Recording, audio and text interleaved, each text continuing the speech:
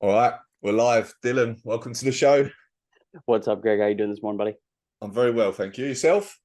Yeah, I'm good. I'm just doing my normal morning routine, tapping out some miles on the bike and drinking coffee and eating a bagel. Nice, nice. So what is there? How long will this bike session be? Normal mornings are anywhere from 90 to 2 hours, and I'll start, late fives in the morning, early six, and finish around eight, Okay, and then okay. head off to work. So And that's that about won't be the end of your training for the day, though, will it? that's just the beginning. That just gets Okay. everything. That gets all the joints and muscles and stuff moving, ready to go. Get the blood pumping. All right, sweet. All right, we'll get a bit more into the training in a little bit. Um, how is it? How's fatherhood? He's 5 months old now, is he? Yeah, he's coming up on 5 months. It'll be coming up here rather shortly next week. Dude, I love it. It is so much fun. Yeah, Um, yeah, I really, really enjoy it. And I always kind of had a feeling that I would, being yeah. being an older brother and having a decent age gap between like my other siblings. It was it was always just, something that I did growing up was just being a little bit of a dad while being younger, helping Yeah. take care of them. And so I knew when I had my own and I was looking at him, I was like, dude, this thing kind of looks like me. This is cool. Like, um, it's been a very enjoyable process. And I mean, it's early days, early days. And of course, Maria does a boatload that I could not, like, I don't know how a single parent could do it, No. to be honest. Um, because not only does it doesn't just take two, like they say, it takes a village. Having people around, being our family, our friends that help out, dude, it takes a lot to raise a successful kid, and Yeah. I'm just getting started with trying to make that a reality for us. Yeah, I was saying that the other day. Like my daughter's 6, but even like as when they get older, I don't know how single parents do it. They go to school, but then they have like 6 weeks holiday and things like that. I just don't know how it's done. So we'll No, see. absolutely no idea. Like we'll trade off. There'll be some days that I can work from the house and don't have to go in. And like I'll have him, but I'm like, you can't get much done when he's like, dude, got to be held, or you might get a 75-minute stretch where he's like, I think I'll be peaceful on my own, and that's about it. And those better be the most 75 like productive minutes of your day. While he's like, I think what's more interesting than yelling is eating my foot right now. So I'm gonna let you do you. Are you the type of dad that's mapped out what you want him to be sports wise? There is what I would like for him to do, and there is what he will do. Yeah, Um, so like there, dude, I would love nothing more than for him to take up the kind of endurance sports and stuff that I know about, because that would just give us an avenue for a relationship. Um, but he might choose something completely different. He might not be athletic at all. He might decide that he goes down a completely different path. And what that means for me is that I'm going to have to learn about something else. And so it's cool because regardless of what he chooses, it's either an opportunity for him and I to grow together, or it's an opportunity for me to grow to meet him. Um, and I think those are really should be my only two options, depending yeah, on what he decides to do. yeah, yeah. Cool. All right, let's shift into HYROX. How would Yeah. you? I'm interested to know how would you, if I said define your past season, what would you say? Um, well, I would call it successful, but ultimately disappointing. Um, in that I had a very, very good year. Um, I had some good races. I had some good times. I had some high finishes at big races like North Americans. But then ultimately, you get to Worlds and just have a terrible day, and that hurt, um, both physically and mentally. That hurt. It wasn't the worst race of the season. The worst race of the season was definitely the second race that I did in Miami. I have never been in a worse place physically and mentally during a race than that. Oh my God, that was disgusting. But I was going to ask you about that. Like that was brutal. Brutal was the word of the day in Miami, right? brutal is so bad, man. Like to take 10 plus minutes to do wall balls because you can only do sets of 3 without like starting to pass out. It was disgusting. But again, that was the first time that I was back racing since he had been born. And there was a part of me that's like, are you really gonna drop out of a race? Like, you're not gonna drop out of a race. Like, I understand that he doesn't like he doesn't know what fingers are at this point. That doesn't matter. You're not gonna drop out of a race because of him. So Yeah. I kind of made that decision at the lunges when I was lunging, and I know Douglas German comes over there. He's like, "How are you doing?" I'm like, "Brother, I'm in a dark place." And and he's like, "You don't have to finish." I said, "Yeah, I do." Like, yeah, I kind of do. And so, of course, my friend Tara, we're down there together, and she revels in my pain. So afterwards, I have to go back, and we're rooming together, and she's just like having the greatest time. That's the worst I've ever seen you look. You look terrible. Like she said, I've never seen you tired before. And you were just sitting down. She had pictures. She's like, look at you. Look how tired you were. Like, Tara, thanks. um, so then, so the like, I think of your season as like pretty successful. Like I think of that first race in Chicago where you looked very impressive. It looked like you were like cruise to a 58 minutes, Yeah. finish, and then you finished second at the North American Championships. But the World Championships didn't go well for you. Um, have you thought about like why that might be? Because clearly you're a better athlete than the time suggests. I Um, yeah, yeah, have you thought about that? yeah. Well, first off, I want to say thank you to like everybody who after even that result was like, yeah, you're better than this. Um, I'm so glad that it's no longer a question for people to be like, is he a good athlete? It's like, yeah, that was the bad races are the flukes, not the good races. Mhm. Um, and that's a great place to be mentally for yourself, and then also just for people to have that perception of you, like that really helps. But really, I felt like so when I landed on, I guess Tuesday or Wednesday, yeah, Tuesday, I got off the plane and we went out for like a shakeout.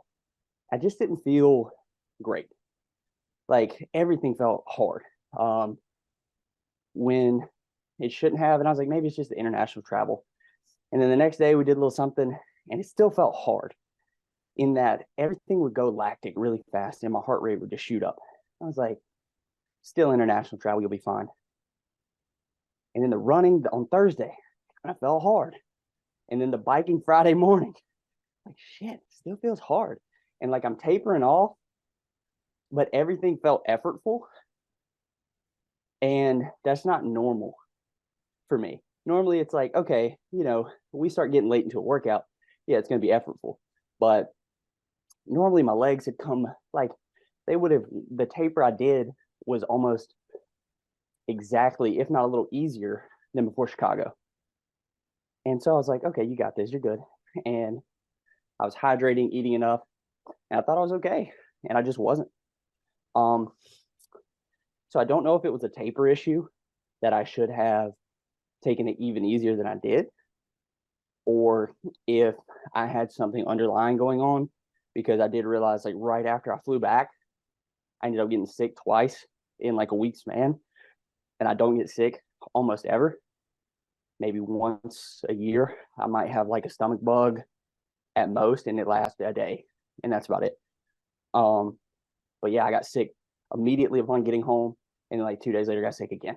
And I was like, maybe I had something just sitting on me that I didn't, take into account. And like for me, even both times I had COVID, I just trained through it, and I had like one day off, so I can know that I can be sick and I can still train, but I know the feeling of like my top end is just gone. Mhm. And the second I try to go there, I just fall off a cliff. And that's exactly how the race felt of like, I start running. I'm like, this doesn't feel great. I ski. I'm like, okay, maybe we're okay. And then that second run, it was just like a punch in the face. And when I hit the sleds, my legs went from zero to just like 0 to 100 lactic wise, and they just were burnt out. I'm like, this doesn't happen on the first push. Normally I can go, we'll go the whole length, we'll come a half a length back, and then the feeling will set in. I was 3/4 down, and it was like, now you're done. I was like, oh boy, not today. Yeah, yeah, Like any, yeah, could you not do that today? And it was just unfortunate that I was having like the worst race of my life, on a large scale race. And I'm sitting there thinking how you can battle through this. Maybe it's a rough patch. And I get to the third length of the sled pull, and that's when it just set in. It's like, all right, we got to go survival mode. Like, this is not going to be, you're not coming back. Like, don't give up, keep running, keep racing, don't drop out. Um, and my brother came over with me, and I'm out running on that third run, fourth run, and it's like, come on. And I look at him, I go, Logan, not today. And like he talked to me after, he's like, dude, I wanted to keep yelling at you. He's like, but I could just see it, like you were shit, like you were done for. I was like, yeah, I was absolutely done for. yeah, And that just made for a miserable, 40 minutes in front of a lot of people. But at the same time, all the messages I get afterwards, oh, you're better than that, you're good, you'll be back. And so it didn't make it hard for me to go home and then after getting sick a couple times, be like, yeah, we can bounce back, we'll be okay. yeah. And you, at the end of the day, I mean, it's still a 104 on a 4 lap course on the grid, uh, and like you were sick, so like in some ways it's kind of reassuring to know that you can still grind through that and pull out that time when you're not like at your best. Oh, for sure. I laugh at the fact that I think about my very first race. I was like 65 minutes and I was stoked. I was so happy. I was like, hell yeah, that was a great day. And now I go like a minute faster and I'm like, well, son, you might as well just go climb into a garbage bin, you piece of trash. um, let's talk a bit about your training. So it's probably no secret, like you're fairly high volume, or relatively high volume athlete, like 25 to 30 hours training a week. Is that fair to say? Yeah, it's pretty, yeah, that'd be about right. Yeah, Yep, yeah. 25 And to 30 hours, we're touching four-ish a day. The okay, biggest days we might, we might have a weekend where it's like, let's say, particularly if I'm on the road for work and it's a Saturday, I'm not home with the family. I don't have like really anything that I need to be taken care of or doing. I'm just gonna go off, and I might train for like 6-7 hours. Like it might just turn into like almost an Iron Man kind of training day where we'll bike a little while, we'll go run, we'll row some, we might swim if the weather's good, and then next thing you know, it's 7 o'clock, and I'm like, dude, I've just been going all day long. Um, and that's kind of fun, honestly. I love those as my like adventure days where I just go do stuff all day long until I'm so tired that I'm like, I just want every carb imaginable. Um, I know that but yeah, feeling. So is that are you doing that because you feel like that is optimal for HYROX? Is it because it's just purely like enjoyment? Is there another reason for that sort of volume? it's enjoyment mostly. I've learned, over the years of training for this, I can feel when I'm getting overcooked, and my body's like, hey, I know you kind of want to go do this session, like mentally. You're like, yeah, I want to go try to do this afternoon. And I used to ignore that and just be like, we're going to go do it anyway. And it would be like a miserable 60 to 75 minutes where I'm just like, actually, I hate that I'm here right now, but I'm going to do it anyway. And then the next day, you're so you've driven yourself so far down in the hole that it's just a useless day. And so I'm learning to be like, feel those signs of those afternoons when I'm like, go train again. But your body's like, if you go train again, I'm gonna put you in the fucking bed all day tomorrow. Um, and figuring out, hey, when are you overcooking it? When are you overdoing it? And is that gonna be the best result for you? So there's part of the training that I listen to the body and taper it off so that I can train for sport. And then there are times that I just go do whatever I want to do because I'm blessed to be able to, Yeah. and I'm like, I want to enjoy this. Like, okay, is being a professional athlete paying my bills? No. Is exercising and going out and enjoying the world and doing sports and meeting people making me happy? Absolutely. Okay, I'm gonna go do that. Yeah. So what sort of percentage of that 25 to 30 hours would be classed as like zone 2 work? Um, I mean, you're thinking, of course, along the lines of like 80/20, particularly. So a very, very large percentage is on the bike or easy erg work or even easy running.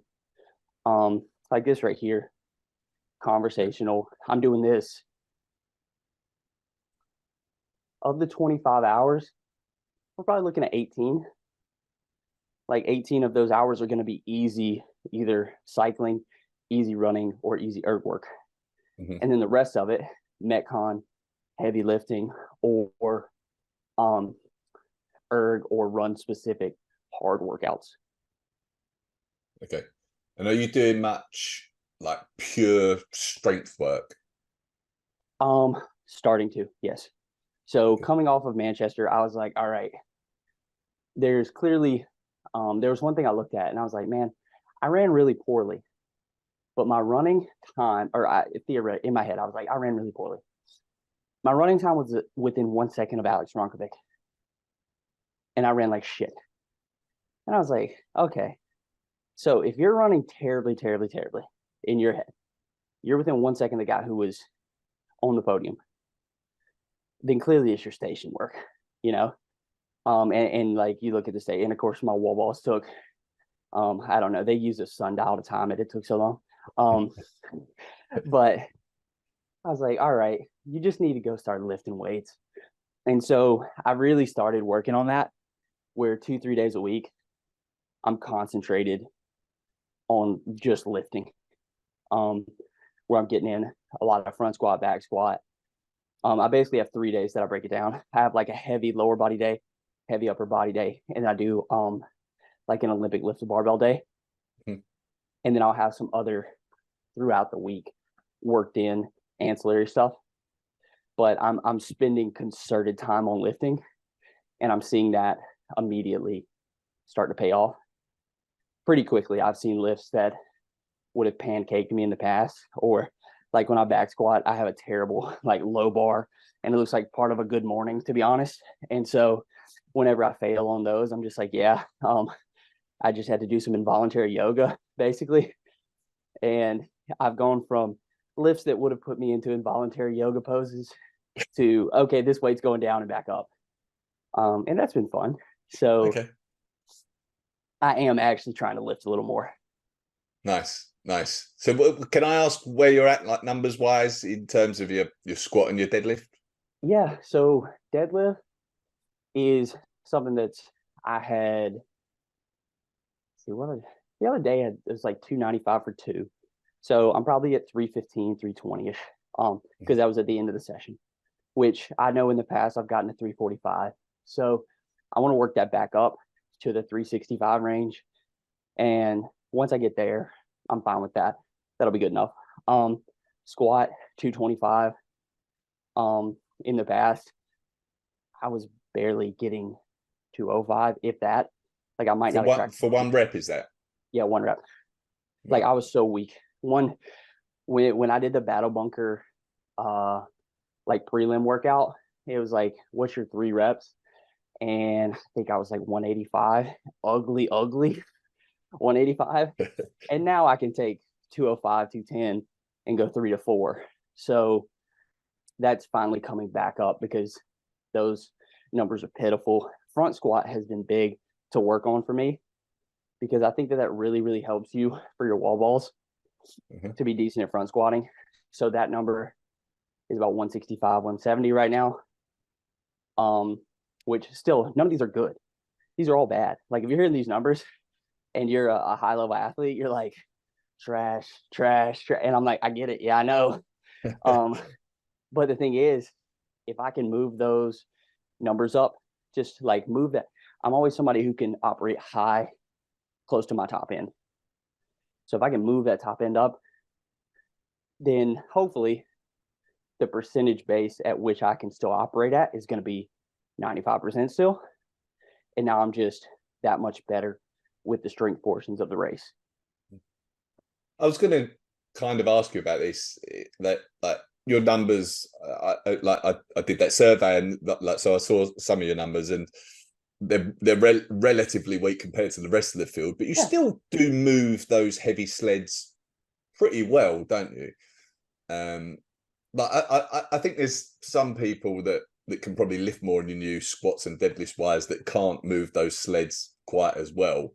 And I find it quite an interesting, maybe it's just like squats and deadlifts aren't the representative number that you need to be thinking about for how well someone can move a sled. Do you have an opinion on that at all? Yes, and I feel like one thing that I actually do decently are heavy lunges. Like, Right. there was a time where I could almost lunge the weight that I could squat. Um, Wow. yeah, like, and if you look at a pattern for a lunge and a pattern for a sled push, not that far off, you know. And so I constantly focus on training heavy sleds and heavy lunges, and I also do a boatload of cycling. And I think again, if you look at the pattern for, the rotation on the pedals, and you're kind of driving through that 4 foot, and it's a lot of just 1 foot drive, 1 foot drive, that's a sled push. And I think that those three things all translated together of heavy sled work, heavy lunges, constant just cycling. And I think all three of those things, plus I can get in that weird kind of wonky, like, Mm-hmm. I'm gonna go down there and like whisper sweet nothings to the sled pole kind of deal. And that helps. If we had to just square up on it like that, I'd be screwed. Yeah. I have to get into that weird position to be able to move the weight the same way that those other guys do. And so I think it's those three things. I think it becomes a biomechanical thing where I squat poorly, but I push decently. Yeah, interesting. Is that reverse lunges you're doing, walking lunges? I do. So when I go really heavy, I do reverse lunges. Yeah. But if I do something like, you know, walking lunges, I'll go heavy dumbbells in the 50, 60 range, and take those for one of the finishes I like to do is 100 walking lunges with 50-pound dumbbells and just see how fast you can knock it out at the end of a hard run. So that's fun. But like, yeah, when I'm working it in just strength work wise, I tend to like to do reverse lunges, just to take a little bit off of I don't like the forward momentum going into the knee Mm-hmm. as much as I like loading it back into the Mm-hmm. glute. I know it's not, you don't do, the lunges and the raise backwards, but at the same time, you got to think about also just injury prevention overall. Yeah. And if I'm slamming a foot down with 160 pounds on my back again and again and again, all that forward pressure wants to go into that patella. And when you start doing high volume of everything, you just run the risk of pissing something off. Yeah, sure. Yeah, yeah. Are you writing? Are you writing your own training plans yourself? Yeah, everything just kind of runs through my own little brain, and I tinker and mess around, and I'm like, all right, I think this would work, or I should spend this block of time focusing on these specific aspects of fitness. And then again, there's also am I having fun, like, or do I hate this every day? Because again, if it's not paying your bills, if it's not your full-time job, it should be a low level stressor. There should be some stress and anxiety around training because you want to be a good athlete. But if I come back from every training session pissed off, in a bad mood, like, I didn't want to go do that today, I feel terrible. Like, I bring that energy home. I'm not a good partner. I'm not fun to be around. So there has to be a level of, do I enjoy what I'm doing, for me to want to do this? Now, if somebody said, Dylan, we're going to pay you, $1 million a year, all I want you to do is be the best athlete you can be, we would change some things. We would. I can't say that what I do is the best from a sports performance standpoint, but what I can say is it's been the best for longevity and enjoyment and overall life quality, and that's what matters to me. So I think I'm gonna keep doing that. Mm-hmm. Is your off season training significantly different to what it might be in season? It'll be less metcon work, less like specific to the race kind of work, because those are the workouts that are kind of mentally hard to get up for, to be honest. Where like I know that I'm about to do 60 minutes, 70 minutes at a 160 heart rate. At least for me, 160 is high. Like that's what I race at basically, 160, 165. And I know that I'm gonna get done. I'm gonna be like, I just want to go curl up in a ball. Um, so when I can take the time in the off season to be like, okay, we'll do some hard work, but let's go lift heavy, take a little easier rest. Like, let's not go make every single session super 75 minutes all in. You got to be in that zone and you got to be clipping the whole way. Like, there comes a time when you need to incorporate that in your training so that you're like, okay, I've got what it feels like to go the whole race distance and to go hard the whole race distance and not struggle. But mentally, you can't keep that up. You do start to get just broken down where you're like, you write that on the schedule and you look at it and you spend all day like, when's 4:30 or 5 o'clock coming? And when am I just going to get punched in the mouth? It's like waiting on a bully to meet you after school. You're like, okay, all right, I get to get my ass beaten today. Ooh. Time for this 8 a.m. meeting. Hey guys, how are y'all doing today? And all you're doing is sitting there thinking, I've got, 9 hours, 7 hours. And I used to be that way even in high school when I knew I had like hard track workouts coming. Bro, you think I gave a shit about geography when I knew I had like 12 by 800? I was like, I don't care where the island of Nauru is. I'm about to get just like rope karate chopped at 4:15 in the afternoon. Chill. Have you are you doing anything off season, like aside from the training? You got any events planned? Like your training looks a lot like an Ironman training. Might have you ever done something like that? I've done like solo half Ironmans, just like Right. for fun on my own, on a weekend or something, just to see. All right, let's go the distance. But I don't have anything race wise like that on the schedule. For me coming up, I'll do like a little local competition this weekend called like the Camp Gladiator Games. They have their prelims out here in Chapel Hill, which is close by. So I'm like, I'll go pop into that. And I don't know when their like national championships is. So if I qualify for that, I might play around with that some. Then August 12th and 13th, I'll go to West Virginia for Rally in the Valley, which is one of the things that I've needed to work on my heavy lifts for, because it's going to have some components in there that are much more like CrossFit-y, front squat, back squat kind of work with heavy-ish for me, clean and jerks, stuff like that. So I've been working on that stuff for early August. And then late August, I'm going to team up with a buddy of mine who we're on a rowing team together. And we're going to try to break the DecaFit doubles world record in up in Pennsylvania. I'll try to qualify for DecaFit Worlds at that one in the morning with just the individual race. And then I'll probably go down to Orlando on my birthday and race DecaFit down there. So I've got basically through mid-September mapped out. And then I'll look into November to start HYROX races. Okay. All right, cool. Yeah. Paleo Menendez sent in a question. Hope I pronounced that right. I believe you did. What is the sports background that you think has more potential in HYROX? If the top 5 athletes of each sport were to train for HYROX for a year, who do you think would win? Okay, so I'm going to pause for a moment and just talk about the conversation I had with Paleo after he won New York. I did a podcast with him, and Paleo has a bit of a like thick Spanish accent, and so when I was asking him early on what sport he did, he was trying to say alpine skiing, or actually, I was trying to hear him say alpine skiing. He was saying alpine skiing, and I heard sand. I heard sand skiing. Okay, I'm like sand skiing. We have a whole conversation. Neither one of us, like, I think he says sand skiing. He never corrects me. And we go on about this tangent of like, what the hell is sand skiing? Like, I've seen people do like surfing on sand, but they did sand skiing. And so he goes with all this, and in my head, I'm like, well, I've seen sand surfing, so I know the physics works. So, and I've never been to Spain. I don't know what they do there. So I'm sitting there thinking, this dude knows Spain. I'm not gonna be like, yo, are you sure y'all were on sand?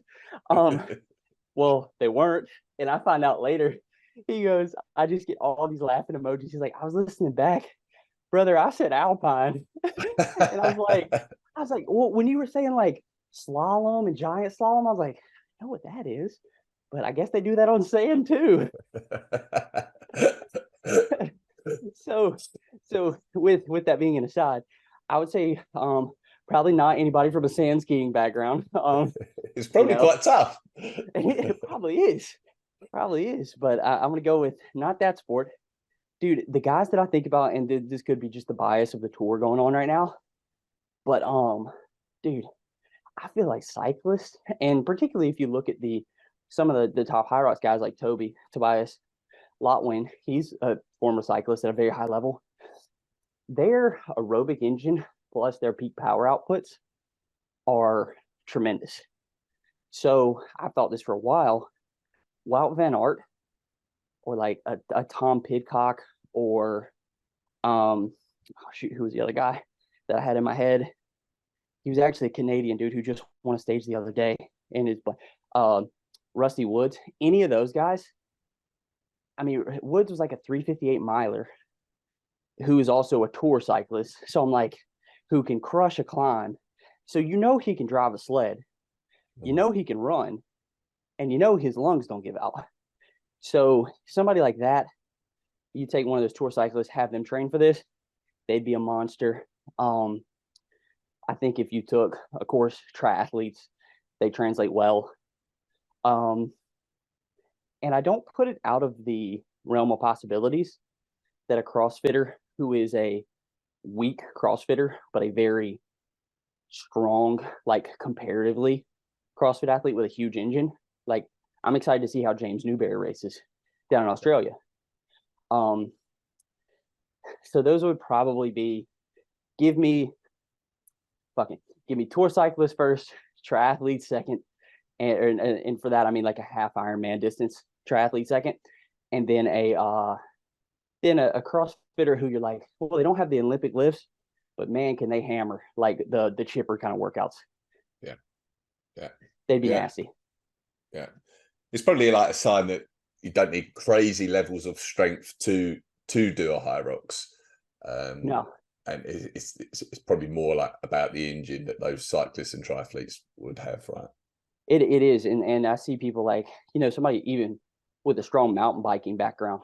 So that's what makes me think of Tom Pidcock, the UK cycle. Like he would be pretty nasty in one of these races. He's a small guy, but I think he could put on just like a little bit of weight and he could be powerful. And the dude's engine's unreal. So there's definitely translatability from a bike to the HYROX course. Yeah, yeah. If we just shift to talk about mindset a little, which I like to talk about with some of the elite guys, where does your mind go in the depths of a race when things are getting tough? Well, it depends on what kind of tough. Like when I think about the race in Manchester, that was kind of tough of like, hey, you're just having to get to the finish line. And that's it. The things that go through your head are like honestly, the folks that support you. You're like, hey, I know you're not having a good day, but you spent a lot of time to get here and you took a lot of time away from people to get here to train for this. Don't drop out. Like it's a bad race. Who cares? Finish. And so you have like your mindset when it's that kind of tough. And then when it's the kind of tough, but you're like engaged in it kind of tough, where you're like, oh, we're fighting now. Dude, my mind is just it goes to this place of like I'm trying to hunt in my brain. I'm like I get I don't know what it looks like to other people, but in my head, I look like I'm crazy because I'm just like my eyes are just wide open. And if you've ever seen if you ever know the distance runner Bernard Lagat, you ever watch Bernard Lagat coming down the home stretch in the 1500, Bernard's just like he's got these insane eyes where he's like, not only am I sprinting with all of my body, I'm sprinting with my soul. And like I have to keep my eyes open as wide as fucking possible to be able to do that. And so in my head, I'm just like, I'm coming, I'm hunting.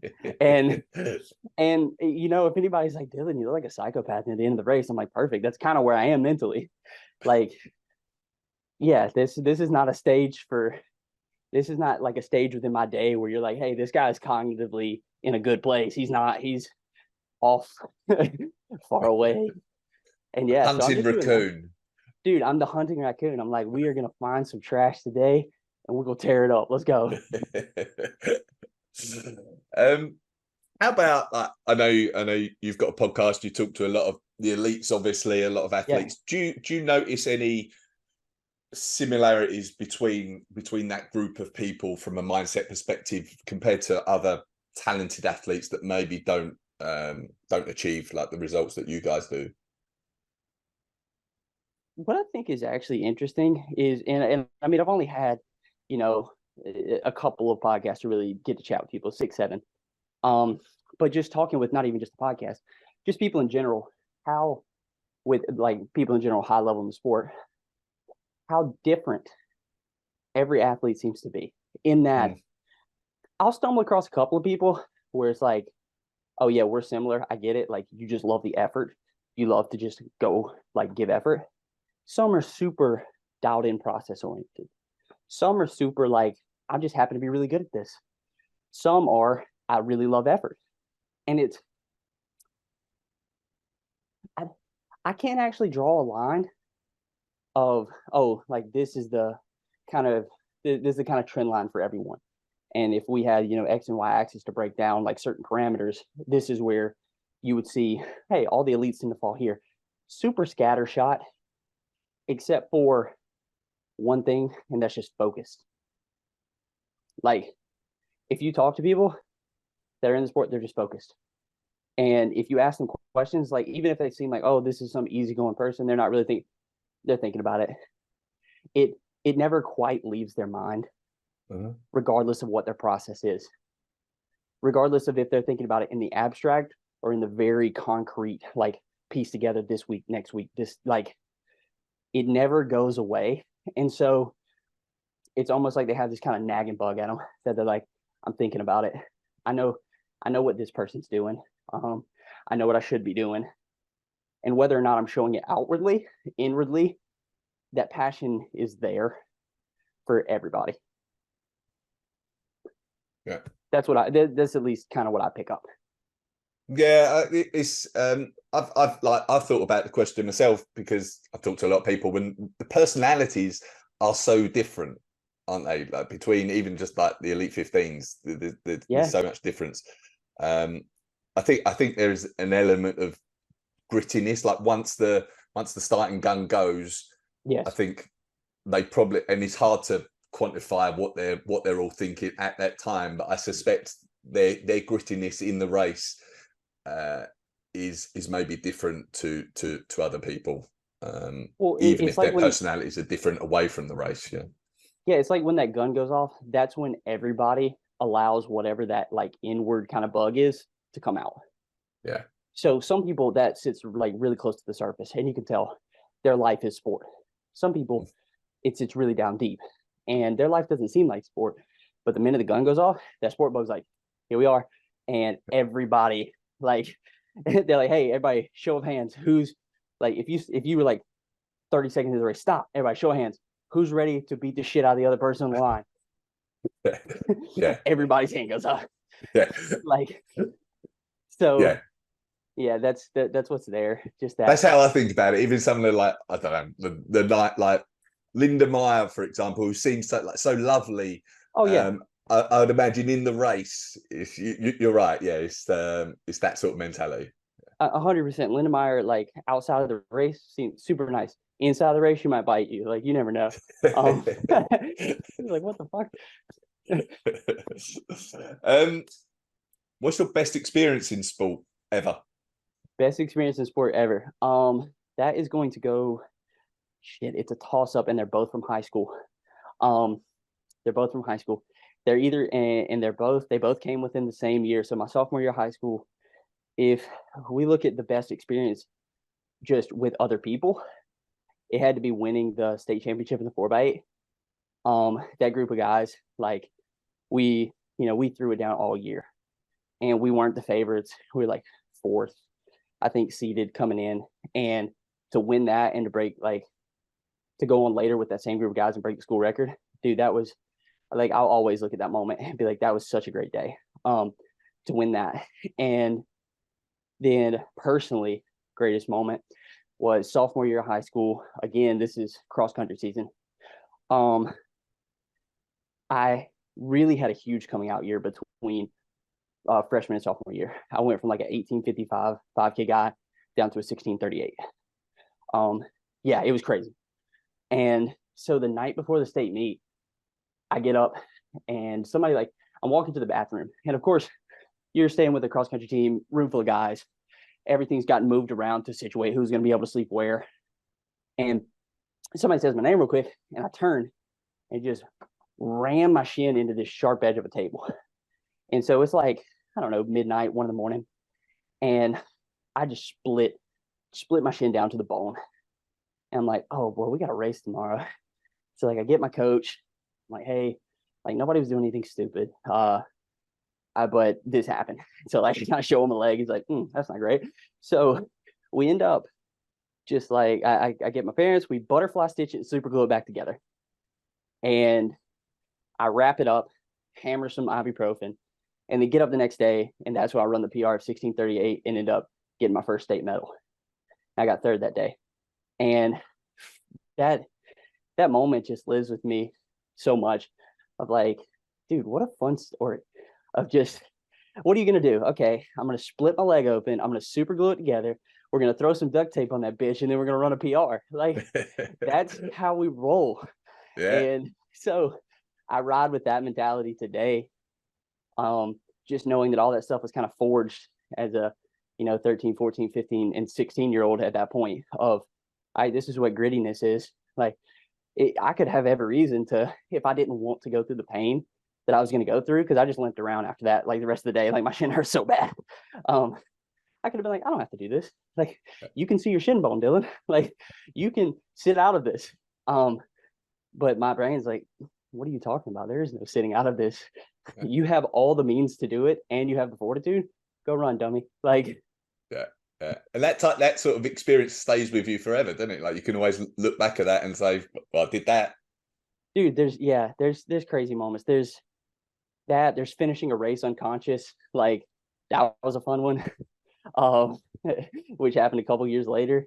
And I've told that story before. I don't want to get too deep into it. We'll do that another time. Yeah, another time. We'll save that story. But you do have these kind of defining moments in life from a sports perspective that you carry with you. And it's like, oh, that's what you're made of. And so I love those. So I love the team aspect of seeing a state gold medal that is the culmination of hard work with a group of guys all year long.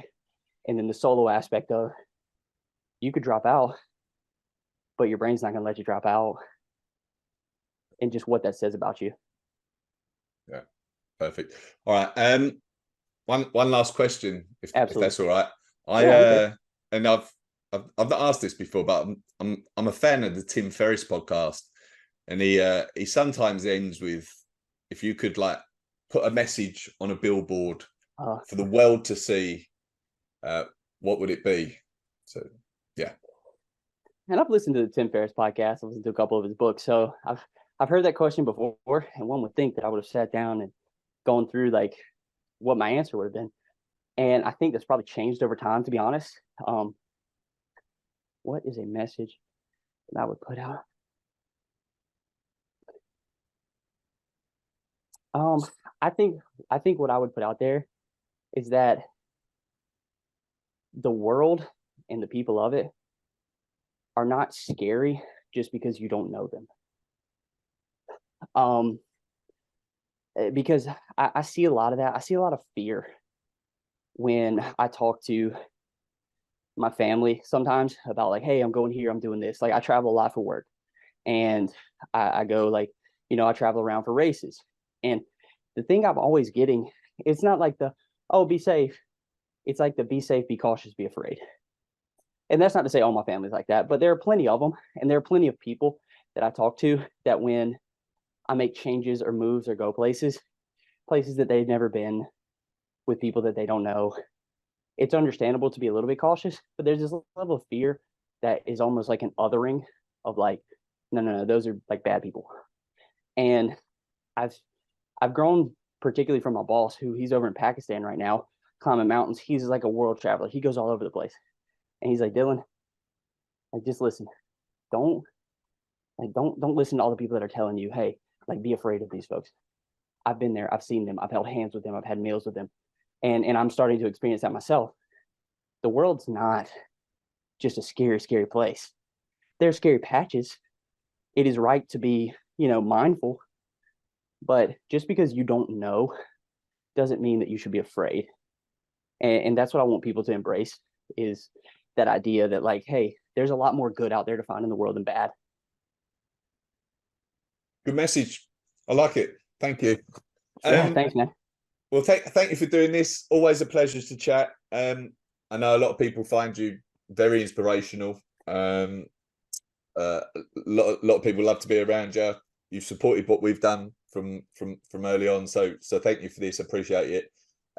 Anywhere you want to send people to, like Instagram or anything like that, before we finish up? Yeah, I mean, yeah, for sure. So if you want to, follow along, most of my stuff is just every so often I'll post silly pictures of my kid and then a lot of my training. So if you want to follow me at the Hybrid Raccoon, pretty easy name to remember.